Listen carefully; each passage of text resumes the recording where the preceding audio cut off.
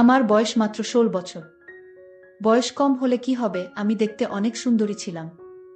পাড়ার ছেলেরা আমায় দেখে বাজে কথা বলতো। একদিন আমার মা নানা অসুস্থ হওয়াতে নানার বাড়ি চলে গেল। বাড়িতে শুধু আমি আর আমার আব্বু।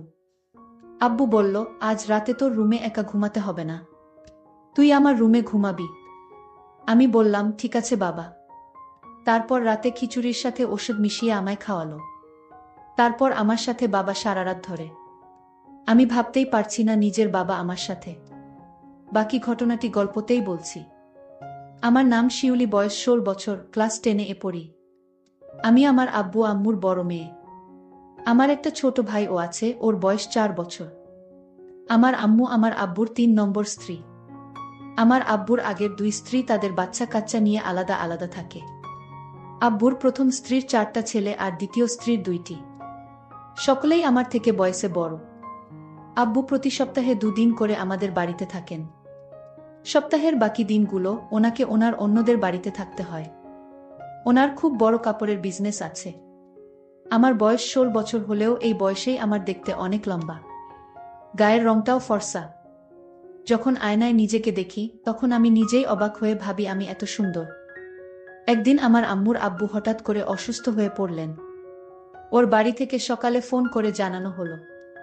খবর শুনেই আম্মু আমার ছোট ভাইকে নিয়ে তড়িঘড়ি করে তাকে দেখতে নার্সিংহোম বেরিয়ে গেলেন। আমি বাড়িতে একলা রইলাম। আম্মু দুপুরের দিকে আমাকে ফোন করে বললেন যে ওর আব্বুর অবস্থা খুব খারাপ, তাই আম্মু আগামী ২-৩ দিন হয়তো বাড়িতে ফিরতে পারবেন না। ওকে ওর আব্বুর বাড়িতে থাকতে হবে। আর প্রতিদিন নার্সিংহোম ঘর করতে হবে। আম্মু আমাকে আরও বললেন যে একটু আগেই তোর আব্বুর সাথে ফোনে কথা হয়েছে। তোর আব্বু কথা দিয়েছে যে আগামী ২-৩ দিন ও রাতে বাড়ি ফিরে আসবে। তোর কোনো চিন্তা নেই, তোকে রাতে একা থাকতে হবে না। তবে রান্না বান্নার ব্যবস্থা তোকেই করতে হবে। সকালে তোর আব্বুর জন্য খাবার আর দুপুরের টিফিনটাও তোকে বানিয়ে দিতে হবে।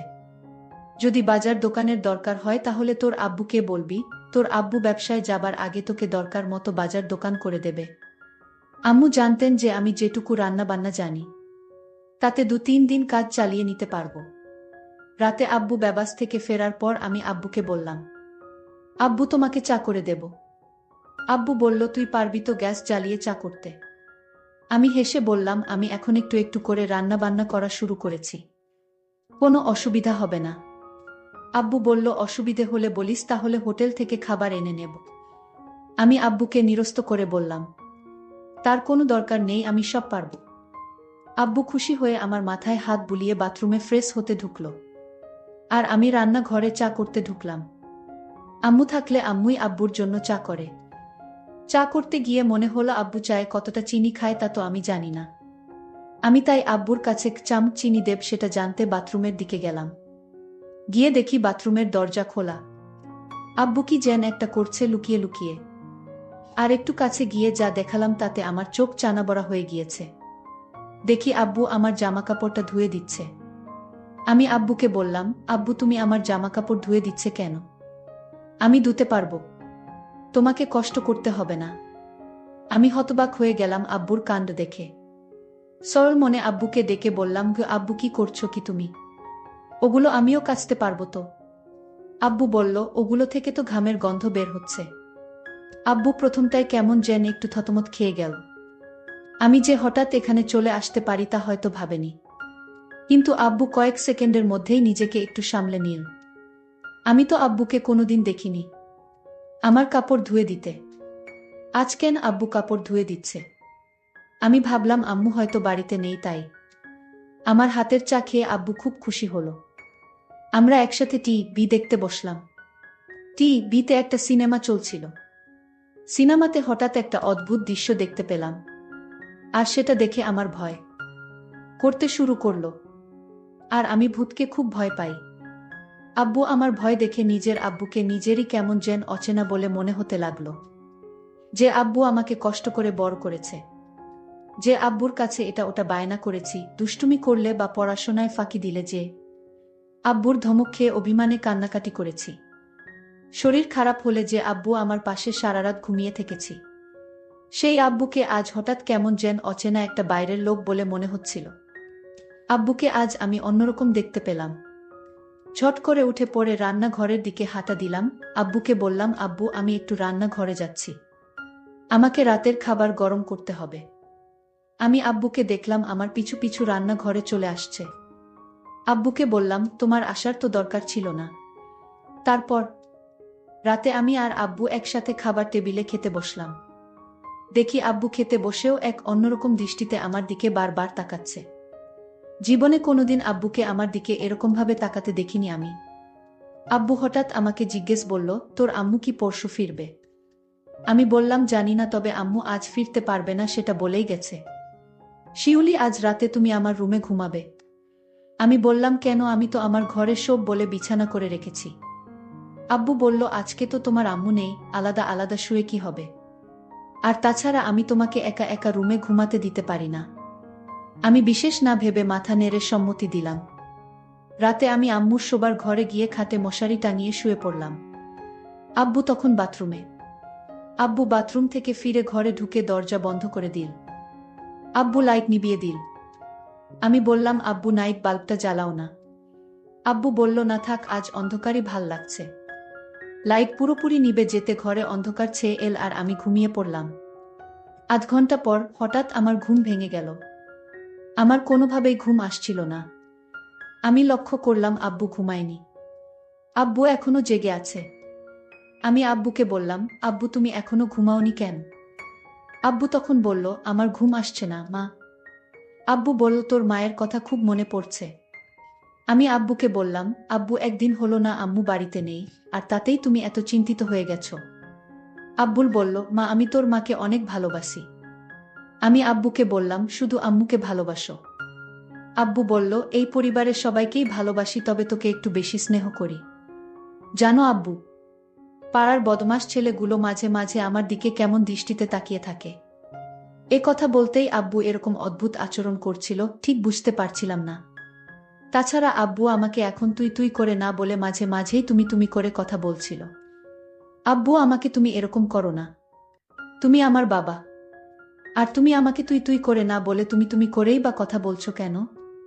তোমাকে খাইয়ে পড়িয়ে অনেক স্নেহ ভালোবাসা দিয়ে বড় করেছি।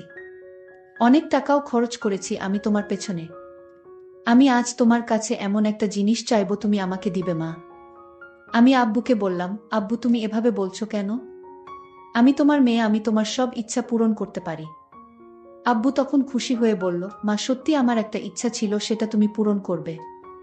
বাবা তুমি কেন ভয় করছো? আর আমি তোমার মেয়ে, আমার কাছে কোনো কিছু লজ্জা পেলে চলবে? তুমি বলো আমার কাছে কি চাও? বাবা তখন বলল, আচ্ছা মা, আমি তোমার আম্মুর সাথে যা করি আমি তোমার সাথে তা করতে চাই। তুমি কি তাতে রাজি? আব্বু তুমি এসব কি বলছো? আমি তোমার মেয়ে, আমি কি বড় হয়ে গেছি যে আমি তোমার সকল কথা রাখতে পারবো? আমি তো এখনো অনেক কিছু বুঝি না। আমি আব্বুকে বললাম, আব্বু আমি তোমার মেয়ে, আর তুমি কি বলছো এসব? আমি এই কথা কিছুতেই রাখতে পারবো না। আব্বু তখন কেঁদে বলল, তুমি যখন ছোট ছিলে তখন তোমার শরীর খারাপ হলে কত রাত আমি না ঘুমিয়ে জেগে থেকেছি জান। তুমি কত বায়না করেছো আমার কাছে। তোমার সব ইচ্ছা, বিভিন্ন গিফট সহ আমি কষ্ট করে তোমার আবদার পূরণ করেছি। আজ তোমার কাছে আমি একটা সামান্য জিনিস চাইছি, তা তুমি দিতে পারবা না মা। আমি বাবাকে বললাম, বাবা এটা সামান্য না, এটা কেউ দিতে পারবে না। আমি আমার মেয়েকে বললাম, তাহলে তুমি আমাকে এত বড় কষ্ট দিলে মুখে মুখে না করে দিলে তুমি? আমি জানতাম না আমার মেয়ে এতটা পাষাণ হতে পারে। আমি আমার বাবাকে বললাম, বাবা এটা কি করে সম্ভব তুমিই বলো। আর তোমার মতো বাবা আমি খুব কম দেখেছি। যেটা পারবো না সেই জিনিসের কথা কেন বললে বাবা? আমি বাবাকে তখন কান্না করতে দেখলাম, বাবা কাঁদছে। আমি বাবাকে বললাম, তুমি কেন কাঁদছো এইভাবে?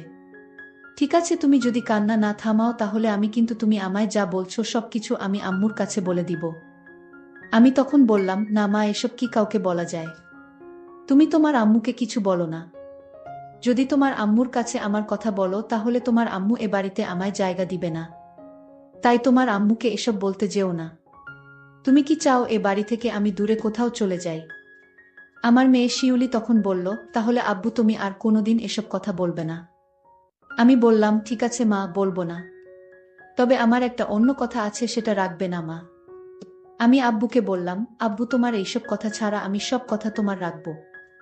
আমি বললাম, লক্ষ্মী মেয়ে আমার, তাহলে তোমার আম্মু কাল আসবে না? তুমি আর আমি বাড়িতে কাল আমরা দুজন থাকব। তাহলে আমি তোমাকে কাল হোটেল থেকে খাবার নিয়ে আসবো তোমার জন্য। আমি বললাম, বাবা আমি তো রান্না করতে পারি, তাহলে হোটেল থেকে খাবার আনবে কেন? আমি বললাম, আম্মু তোমাকে আমি কষ্ট করতে দিব না তাই। আর তাছাড়া হোটেল থেকে খিচুড়ি খাই না অনেক দিন ধরে। তোমার তো খিচুড়ি অনেক প্রিয় তাই না মা? আমি বললাম, আব্বু, হোটেলের খিচুড়ি আমার অনেক প্রিয় খাবার। তাহলে কাল আর রান্না করার দরকার নেই। আমি দুজনের জন্য হোটেল থেকে খিচুড়ি নিয়ে আসব। আমি বললাম, ঠিক আছে বাবা, তুমি কাল আমার জন্য হোটেল থেকে খিচুড়ি নিয়ে আসবে। পরের দিন আমি সারাদিন ঘরে বসে টিভি দেখছিলাম। আর বাবা বাজারে চলে গেল। রাত 10টা হয়ে গেছে, বাবা এখনো বাজার থেকে ফিরছে না। আমি বাবাকে ফোন দিলাম, ফোনটাও রিসিভ হচ্ছে না। আমি চিন্তায় পড়ে গেলাম। আমি চিন্তা করতে করতে হঠাৎ দরজায় নক করল। আমি দরজায় নক শুনে দরজাটা খুলে দিলাম। দেখলাম বাবা আমার জন্য খিচুড়ি নিয়ে হাজির। বাবা বলল, এই খিচুড়ি অনেক স্বাদের মা। আমি বাজারে গেলে মাঝে মাঝে খাই। আজ তোমার জন্য স্পেশাল খিচুড়ি নিয়ে আসলাম। আমি আব্বুকে বললাম, আব্বু তুমি হাত মুখ ধুয়ে এসো, আমরা একসাথে খাবো। আমি বললাম, ঠিক আছে মা, আমি হাত মুখ ধুয়ে আসছি। তুমি খিচুড়ি টেবিলে রেডি করো। বাবা টেবিলে বসলো, 2টা বাটি করে খিচুড়ি নিয়ে আসলো। বাবা বলল, হঠাৎ বল মা, আমার শরীরটা খারাপ লাগছে। আমি এখন কিছু খেতে পারবো না, তুমি খেয়ে নাও। আমি বললাম, না বাবা, তোমার খেতে হবে, নইলে আমি খাবো না। বাবা বলল, মা আমি অনেক খুশি হলাম, কিন্তু আমার খেতে ইচ্ছা করছে না হঠাৎ, কেন জানি। আমি খেতে পারবো না মা, তুমি সবটুকু খিচুড়ি খেয়ে নাও। মা যদি পারো তাহলে আমাকে এক গ্লাস ঠান্ডা পানি দাও। বাবার এই মক্কল আমি বুঝতে পারিনি। আসলে বন্ধুরা, বাবা কেন খিচুড়ি খেতে চাইল না তা যদি তোমরা জানো তাহলে তোমাদের হুঁশ উড়ে যাবে। এই খিচুড়ি আমি খাবার পরে আমার কি হয়েছিল এবং বাবা আমার সাথে কি করছিল তা জানতে ভিডিওটি শেষ পর্যন্ত দেখতে থাকুন। আর ভিডিওর মধ্যেখানে একটা কথা বলতে চাই, আমি সবসময় তোমাদের জন্য খুব কষ্ট করে ভিডিও তৈরি করি। তাই ভিডিওতে কষ্ট করে একটি লাইক করে দাও, আর এরকম মজার মজার ভিডিও পেতে আমার চ্যানেলটিকে সাবস্ক্রাইব করে পাশে থাকবেন। যাই হোক বন্ধুরা, আমি সেই খিচুড়ি বাবার আদেশে খেয়ে নিলাম। খিচুড়িটা অনেক টেস্ট হয়েছে, আমার কাছে খুব ভালো লাগছিল, কিন্তু খিচুড়িটা খাওয়ার পর হঠাৎ আমার মাথাটা যেন জিন জিন করছিল। আমার চোখ দিয়ে অন্ধকার দেখতে পেলাম। আমি বাবাকে বললাম, বাবা আমার জানি শরীরটা কেমন করতেছে, আমি ঘুমাবো। আমি আমার রুমে ঘুমিয়ে পড়ি বাবা। তুমি তোমার রুমে গিয়ে শুয়ে পড়ো বাবা। আমি মনে মনে বললাম, কাজ হয়ে গেছে। আমার মেয়ে তার রুমে গিয়ে শুয়ে পড়ল। আর দরজাটা লক করতে ভুলে গেছে আমার মাম্মি। আমার মেয়ে তখন বিছানায় শুয়ে পড়ল। শুয়ে পড়ার সাথে সাথে ঘুমিয়ে গেল। আমি গভীর রাতের জন্য অপেক্ষা করতেছিলাম। রাত যখন 2টা বাজে তখন আমি আমার মেয়ের রুমে গেলাম। তারপর তার বিছানায় বসলাম। দেখলাম আমার মেয়ে নিষ্পাপ শিশুর মতো ঘুমাচ্ছে। আমার মেয়েকে চাঁদের চেয়েও সুন্দর লাগছিল। আমি আমার মনের অজান্তেই ভুল গিয়েছিলাম এটা আমার মেয়ে। আমি যখন আমার মেয়ের দিকে তাকিয়েছিলাম তখন দেখলাম মেয়ে আমার খুব শান্তিতে ঘুমাচ্ছে। আমার মাথায় মাথায় বারবার জানান দিচ্ছিল, আজ তোমার সুযোগ, আজ তোমার এই সুযোগ কখনো চেয়ে দিও না, কারণ এই সুযোগ তুমি আর পাবে না। আর তাই আজ তোমার সময়। আমার মাথায় এই চিন্তা ভর করল। হঠাৎ লক্ষ্য করলাম আমার মেয়ে আমার দিকে তাকিয়ে রইল। মাত্র দেখলাম ঘুমিয়ে আছে, হঠাৎ চোখ খোলা, এক দৃষ্টিতে আমার দিকে তাকিয়ে রইল। আমি একটু ভয় পেয়ে গেলাম। আমার মেয়ে কি না কি মনে করে এত রাতে তার রুমে আমি আমার মেয়েকে বললাম, মা তুমি মশারি টানাতে ভুলে গিয়েছ, কিন্তু তোমায় মশাই থেকে বাঁচাতে আমি মশারি টানিয়ে দিতে আসলাম। দেখি আমার মেয়ে কোনো কথা বলে না, আমার দিকে এক পলকে চেয়ে রইল।